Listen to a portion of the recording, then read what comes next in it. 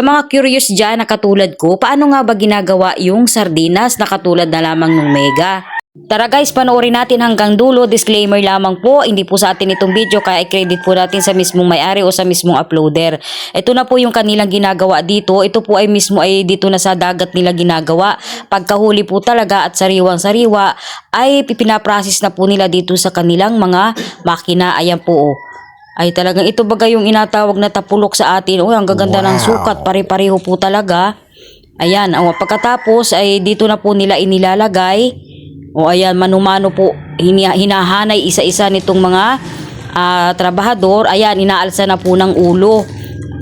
Ayan, at saka isa-isa na po nilang inilalagay dito sa mismong lata. Binibilang nila, siguro ito'y timbang. Ayan o. Yes, hindi pa yan luto ha. Hindi pala yan luto. At talagang inaalis pa lang nila yung mga ulo, nililinisan. Inaalis yung mga bituka. Ayan. At ito na po, luto na. Nag-iba na ang kulay nung sardinas o nung isda. At ito naman, utay-utay naman na nilalagyan ng machine ng sauce. O sauce. Ayan, oh, wow. Ang galing.